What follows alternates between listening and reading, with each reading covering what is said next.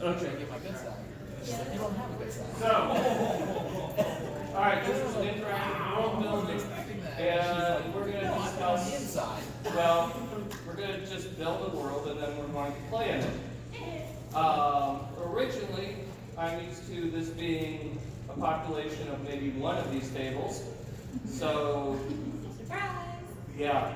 And so I'm going to probably have to figure this out as I go along, but that's what I do normally, so that won't be that different. This is also supposed to help you if you are working on novels or other story universes. In addition to D&D, I find that, and I'm not just talking about D&D, I'm going to use D&D as a shorthand for role-playing games. If anybody still plays GURPS, Steve Jackson is very thankful, and would love someone to mention that at some point. This is also useful for Pathfinder, obviously. Is it Starfinder? Is there Pathfinder in space? Not so much Warhammer 40K because, you know, Games Workshop will sue you if you do anything original in their world. So, you know, Star Wars, etc. But I find that the same tools are used when you build a campaign world that are used when you build a novel or any fictional world, really. So I really endorse using these same methodologies if you ever decide to write fiction. Because what are you doing when you create a campaign world? I mean, you're basically writing fiction, except you decided not to write what the main characters do, just what everybody else does. So, and that's really what the job of a DM is to tell a story by giving an environment for the protagonists, the player characters, to bounce around in and completely screw up, which they will do immediately. Here's an example from, yeah? Or are you just saluting that idea? Yeah, we will screw up as quickly as possible. Yes, you will. 3 sessions ago, I had my players fighting an obviously evil druid cult, because I base my druids on the real druids, and not on the new druids which go dancing around Stonehenge. My druids kill people by putting them in wicker cages and lighting them on fire because they learned how to read. So, which by the way was something they did. So, and it's archaeologically proven. So, they were fighting an evil druid cult, and the evil druid cult opened up a portal, and they were literally in the part of a 500,000 person city. Okay, so the evil druid cult opened up a portal to another place, and things were coming through and running towards the city. So after they kill off the evil druids, what do? Jump in. Of course they do. And they get through, and I say, okay, the gravity is extremely strong. You can barely move. You feel like you're 10,000 feet up. The previous thing was around sea level, so you can barely breathe. Everything's extremely cold. You know, the portal looks like it's starting to close. What do? They press on. That's right. And I have to make up an ecosystem and storyline right then for an entire planet. It's all great. So, I'm sure every one of you who's DM has experienced something like that. And if you haven't, you will. So, and I'm here to tell you as a writer of science fiction, that happens when you're with your characters as well. And you're like, oh, this is a neat idea. I'm going to put this in. My character's going to go to there. And oh, crap. Now I have an asteroid kingdom that I have to invent with a 300-year history. And, you know, I need to figure out what their economic situation is and whether or not, you know, how they deal with marriage. I don't have time. So, you know, that is something that I did with a book my most recent novel. So, and it happened just like that. So I don't know why it's trashing stuff. Okay, it doesn't stay. Anyways, by the way, if you need a dice bag, an old woman's wallet is a great dice bag, and it also has the advantage of if someone boosts it, they will be extremely disappointed. So, what? Yeah, you got your pens, which fit in. You got, look at this bag full of dice, you know, a little notepad and so on. You know, can you imagine, like, breaking into somebody's car and finding, sneaking away with this wallet and finding out that the best you got is a D12 that dates back to 1983? No. That's cool.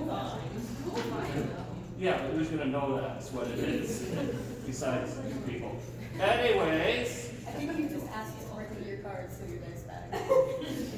as long as you leave better dice. Also, you can take the card, as long as, you know, I can report it as lost, and we'll get more money than it's worth from the insurance company. Anyways, so, with regards to interactive world building, all world building when it comes down to it is fundamentally interactive because you can do a whole Frank Herbert to build something as complex as Doom. But until you get your characters into it, it's just a static environment and you have no idea what's actually going to happen and what you have to keep and what you have to throw out and what you need to work on. And that's really true, again, with writing and with DMing. And so what I like to do, and I've been doing for 20 years, is I create a world, then I force my friends to play some D&D in it to see where the system breaks. You know, see what questions they have to ask. Do they actually find the big bad to be the big bad, or do they find someone else to be more interesting, and so on. And I cannot tell you how useful that has been to me over the years, because I can see what plot threads are entertaining for them. What NPCs would then, in my story, become PCs because they run at tangents to each other.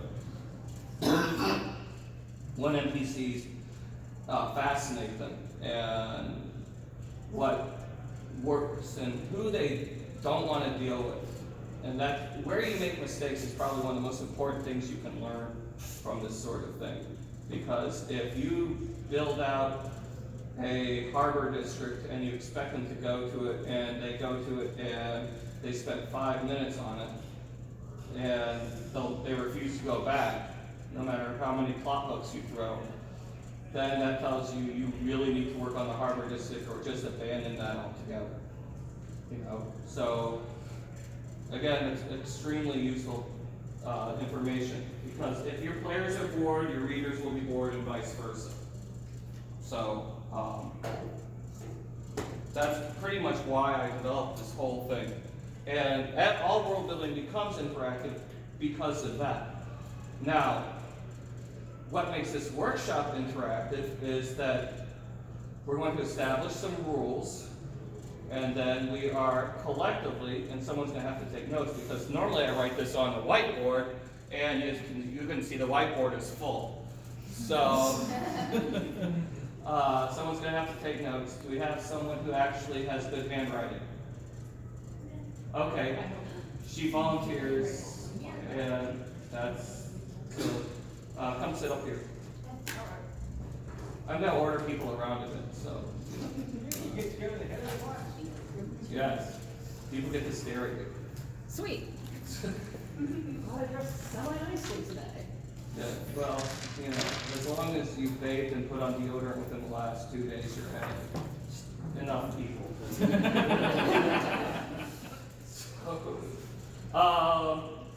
So what we're going to do is we're going to create a world which we're going to play in together. I think what we'll do is we will have this done by, once we create the world, we'll break into groups. One group will be with me, other groups will be with other volunteer dungeon masters. We're going to use 5th edition Dungeons and Dragons because it's extremely flexible, and I can teach you how to play it in about 2 minutes. How many of you have never played 5th edition Dungeons and Dragons? Okay, so here's how it goes. You have a bunch of statistics which determine your ability scores. These are things: strength, dexterity, constitution, intelligence, wisdom, and charisma. Okay? From these 6 things, you have a character along with the background and so on, which you make up. Now, whenever you have proficient in some things but not in others. Now, whenever you're asked to do something, you roll a 20-sided die. Yes, exactly. And if you are good at it, you add your proficiency bonus. If you're not good at it, you don't. And then you add an ability bonus. And that's the first part of playing D&D. The second part of playing D&D in 5th edition is if you have a circumstantial reason why you'd be better than normal at this, you have advantage. That means you roll 2 20-sided dice and take the higher. If there's this circumstantial reason why you can't do it as well, you'd have disadvantage. And you roll 2 20-sided dice and you take the lower one. Congratulations, you now know how to play 5th edition Dungeons and Dragons. So, and then you don't, ideally you buy the $20-some book from Amazon and not, or the $50 version at your local game store, which really needs your help. And I'm sure it's much better if you buy it locally at your game store for $50. It's $50 on Amazon too. It is not? Yeah. What happened? Wizards of the Coast takes no prisoners. Okay, well, Definitely buy it from the game store. yeah, if that's the case, buy it from the game store since you pay sales tax on it. So, and they make have sales. So, because it's that simple, and any DM can adjudicate this sort of thing based on those die rolls, and the DM says, roll to see if you hit, and you roll to see if you hit, and you get a high number, you hit, you get a low number, you miss. There you go. You roll to see if you persuade this person. High number, you persuade them. Low number, you don't. Etc. So, does anybody have any problem with that? I don't care. So, let's go on to making the game that we're going to do. First rule, PG-13, okay? I don't care if there are children here or not, if there are. You don't have to raise your hand. You could just be extremely young looking and short, and that's how you identify. And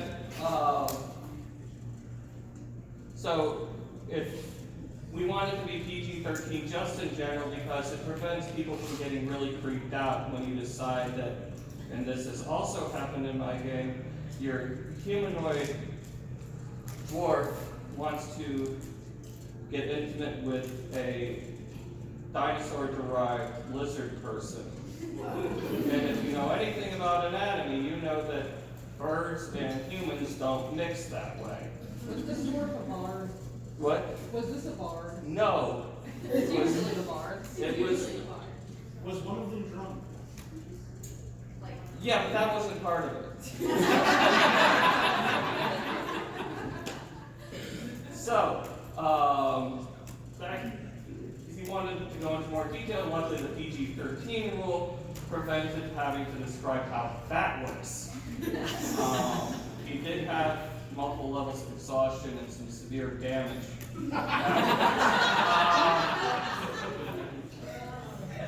So, PG-13 only.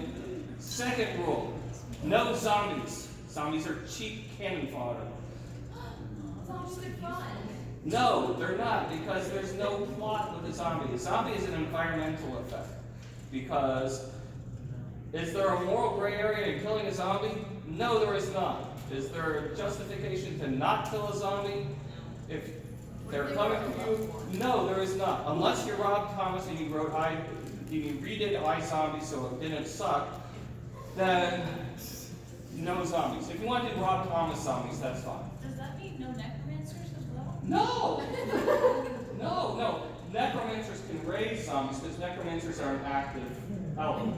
they had holes and so on. No. No, just extends up. No mindless boards. Okay? If you want a mindless board, you might as well write that this occurs in a flood or a tornado or an earthquake. Okay? These are environmental issues. These aren't existential issues. And if you wait long enough with zombies, they'll all go away, especially if there are dogs in your world. I'll be all. We will collapse and other dogs will eat them. I mean, seriously. Rotting flesh is not a good thing to build your creature on. Although there's a good Walter John Williams series called The Praxis, which has creatures that have rotting. Never mind. Anyways, read Walter John Williams. He's great. So, anyways, with that said, and more rules may come up if I have to give them. With that said, we are going to rate. First person who has an idea is the general genre. Raise your hand. You raise your hand first. Science fiction. Science fiction? Okay, you. Happy-go-lucky. Happy-go-lucky? You? High seafaring adventure. Okay. Steampunk Western. Steampunk Western. Okay. So, that's enough ideas. Everyone who wants science fiction, raise their hand. Okay. Everyone who wants happy-go-lucky, raise their hand. I heard way better ideas. And everybody who heard steampunk western, raise their hand. Okay, and what was yours again? Like pirates and stuff. Oh, high seas adventure. So, how about we do steampunk, happy-go-lucky steampunk western? Okay. Are we talking like blazing saddles, steampunk world? We don't know yet. We'll find out. Okay, so that's our basic premise. Now, given that, I was really hoping for post-apocalyptic Regency romance, but you know. Western. Who's not saying that a happy-go-lucky steampunk Western can't also be post-apocalyptic? That's very true. In fact, a post-apocalyptic steampunk Western science fiction is Borderlands. Which, by the way, is an amazing series. Let's just go Borderlands. No! We're not doing Borderlands as Stealing much as I would interesting like to, universes. that's already been done. So we're going to do happy-go-lucky steampunk Western. So it's, let's say, 1890s? Maybe like Red Dead Redemption with robots. Oh wait, it has some. And but things end up on a happy note, so you know it's not done by Rockstar. So okay, that's the basic world. Now, whereabouts are we in this world? I like to start with what I call a starter town. It doesn't have to be a town, but it's usually a area which has a small cast and is relatively localized, so your players can become familiar with the environment prior to expanding out beyond that. Is that clear? Okay. And almost all great myths, fables, and so on have a starter town. Like the Shire is a perfect example of a starter town. Hogwarts is a starter town, and so on. So you were first. How about something set in like, say, one of the dismal, swampy areas of like Louisiana? Okay. 1890s-ish. You also raise your hand? Oh, his idea. Okay. You, sir, in the Fez? How about an iron mining town? Iron mining town? Okay, iron mining town, raise your hands. Otherwise, swamps? Swamps. Okay, so we're doing, so this adventure will be set in swamps. Okay, in the 1890s, and it's steampunk. Okay, so I'm going to mandate that one of the things that we're doing is collecting methane to power the steampunk inventions. Is that it? That sounds awesome, because you can set up whole mining towns around that. Yes. moisture buffers. What? It's like moisture buffers. Yes, except it's except the methane doesn't smell by itself, but everything around methane tends to have an odor. You already did one. Okay, so that's great. Now we just need to have a few characters. Okay, first off, how prosperous is this area? Yes. Almost abandoned.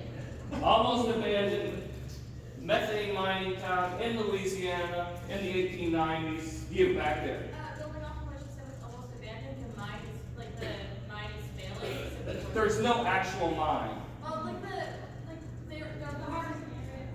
Yeah, they're running out of the methane, so they're like, people are leaving, so it's like actively empty. Okay, so all the plant matter has started to decay. Maybe it's no longer as much of a marsh as it once was.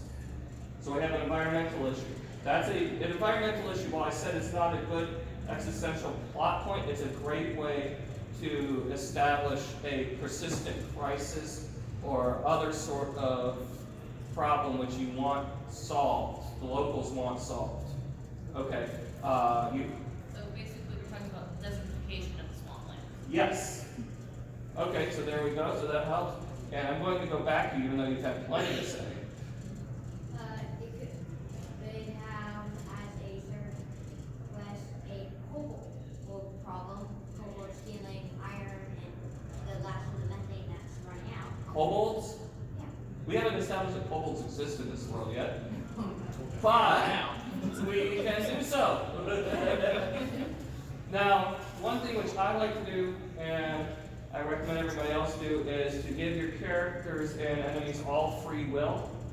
I'll be discussing this in greater detail in the science fiction and religion thing I'm going to be doing tomorrow. But the most interesting stories tend to be character-driven first. In other words, let the players and major NPCs be the reason why the story is, okay?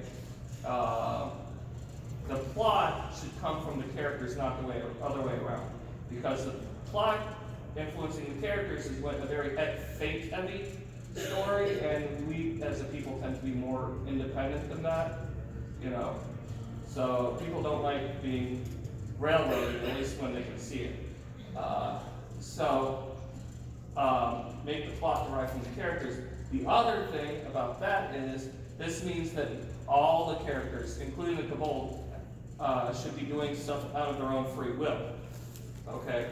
And the best way to do this is to make each character feel like it's doing something good, have a defensible reason for doing what they're doing. Now, in the case of Darth Vader, the Republic was crumbling. It was run by a hidebound group of cultists who couldn't see what was happening right before them. I mean, hell, they took an Anakin. They supported Palpatine. They had become extremely rigid. There was no real representation of the people. There was slavery everywhere. So Darth Vader, siding with the guy who says to him, hey, we're going to make things better, even though he doesn't, makes sense. You know, we're going to do something about slavery. It makes sense to deal with the former slave. So in other words, from Vader's perspective, he's working on the side of good. They have a lot of awful things to have to do, but in the long run, they're going to, and things will end up better. Yeah. The kobolds could be kind of like crocodile people, because they live in the swamp. Yes. And they could be, trying to steal it for their own towns. They believe that they're helping their town, and in reality, they don't know how the other town is suffering, because, well, that's not our problem. That's not our Yeah, and the humans could feel the same way. Yeah.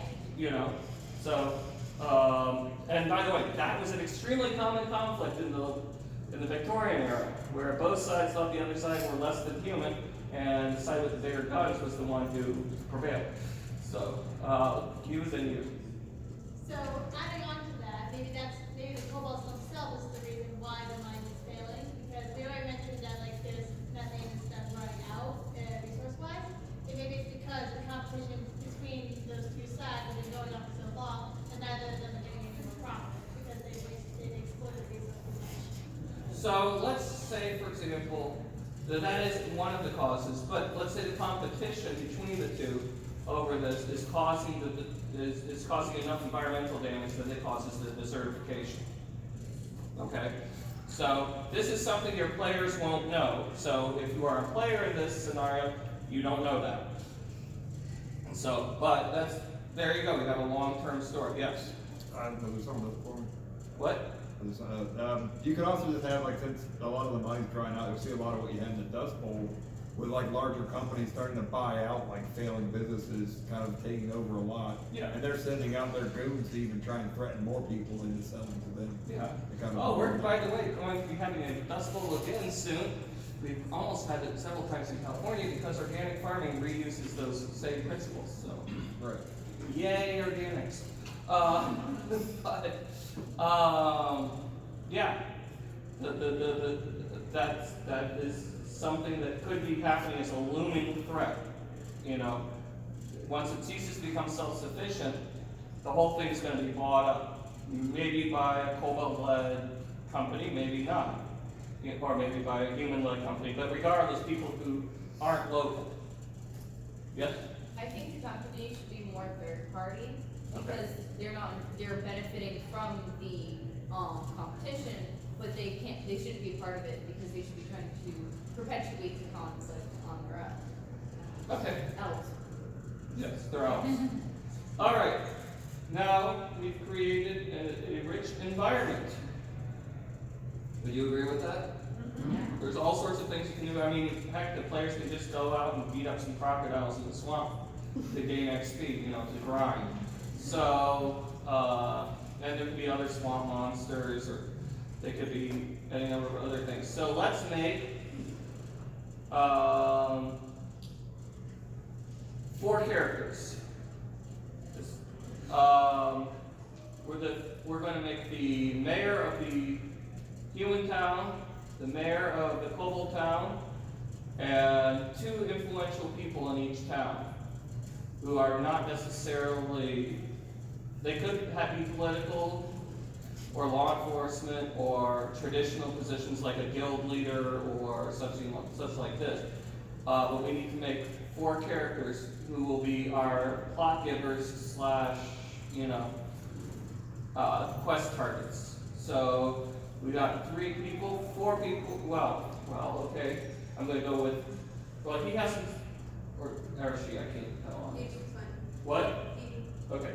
You first, since you haven't spoken. Maybe you could be like the sheriff of the human town who recruits the playable characters over, so they can like beat up some alligator guys. Okay, so they're brought to town by the sheriff, who has, how has he or she recruited them? Let's face it, it's the 1890s, it's a he, but because it's steampunk, we'll pretend it could be a she. And I don't know, maybe by advertising? Or by Okay, so the players can come from anywhere. Yeah. Okay. So, alright, so we got that. And then you, then I'm gonna go over this one. For the kobold town, I would do an artificer, since the You don't have to hold to the D&D classes, but. Well, no, just like kobolds are tricksy and build devices, and steampunk makes sense to have like the mechanic or someone who So an makes their inventor. devices that they use. Yeah, inventor. So, okay, so the secondary, we have the second tier characters, a sheriff and an inventor. Okay, so good, so now we need the mayors, and I'm going to go to you 2, straight ahead. Pick one name. You have to fight. Okay, so the mayor of the human town could be someone who has sort of like more of a spiritual authority rather than like an elected official. Like it could be, since we're in the swamps of Louisiana, this might be a cop out, but they could be like voodoo. They could practice some sort of like. I'm going to put an authority no on that because voodoo is a real religion that most people don't understand well enough to do something about. If we have someone who is a practitioner or a student of voodoo and is fine with that, then, Just like weird swamp cultist stuff? Not Oh, yeah. Yeah, Like a it's shaman. like it out. You also have clerics, they exist for Okay, so it'll be a, considering it's 1890s Louisiana, it'll just be one of the many weird sort of localized Christianities that crop up there. It's because if anybody knows anything about the South, which you all should, there's all sorts of weird localized Christianities all over the place. It's my brother and his wife and their 12 kids and then my 5 wives. That's it. Okay, now you? So that's the mayor of the humans. The leader of the kobolds, the mayor, should seem sleazy at first, because humans think kobolds are being bad guys, but actually being honest, guy who's trying to help his town. All right, so go ahead. So I was thinking maybe, what if the kobolds weren't actually interested in methane at all, and they were just discouraged, they were using a different sort of power source or some other interest that predates the humans and their use of methane, and they were trying to interfere with the methane production to just get rid of the humans for their own reason. So That's a viable second tier. right. Okay, and I encourage thinking along those lines. So, so now so you see how this exercise works, okay? Where we just pull in a bunch of different ideas and we refine further and refine further. I encourage you to do this with your friends, if you're doing a campaign or if you're writing a novel, your other writers because this sort of thing can come up with some pretty good ideas, and we lost an entire table. Yay! That is so many fewer people than I normally lose. All right. So you see, all see the utility of this. We now have enough to tell a story, don't we? Yeah. Okay. So who all is going to volunteer to be a DM? I want at least 4, 5, 6. Okay, everybody who's a DM, stand up and get in a line over here.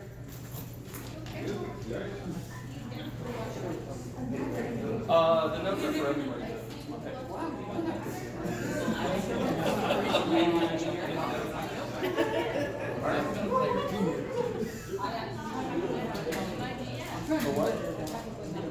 Well, there you go. All right. So, everybody line up there. I want you, everybody who wants to join this is going to be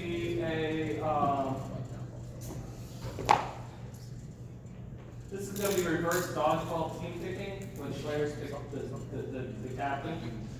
So, you can have up to 4 players initially.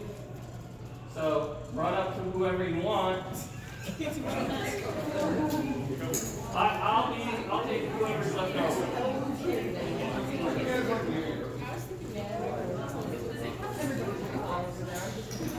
Okay, you'll be on mine.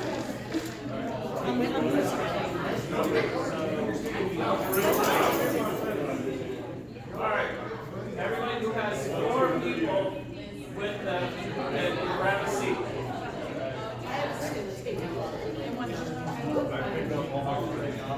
Okay, so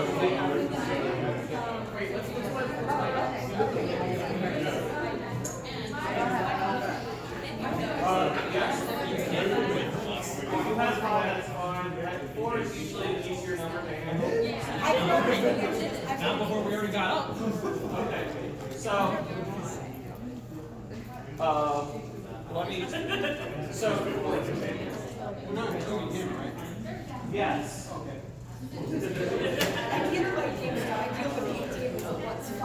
The dog has to roll Okay. every session. Okay. So everybody who doesn't have enough people, raise their hand. Okay. So is anybody left over? We've got 5 here. That's fine. You got 4. That's fine. So, is there anybody who's not at a table who wants to be? Okay. Now, I'm going to turn off the recording. Are there any comments or questions about this process before I do so you guys can, tell me how much this sucks? It doesn't. It sucks exactly 0%. Very good. Okay. All right, anyways, to finish up with the recording, because you guys can stay in here until someone kicks us out, I think, I don't know. My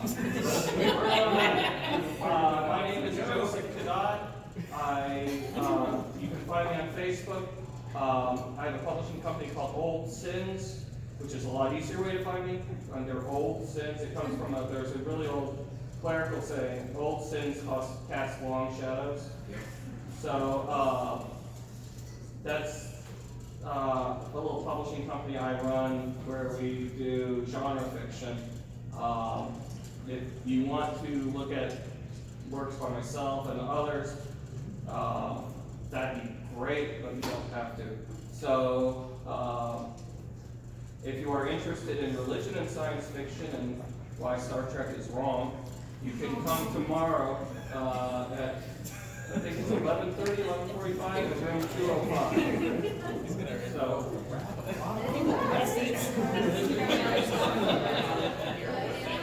All right.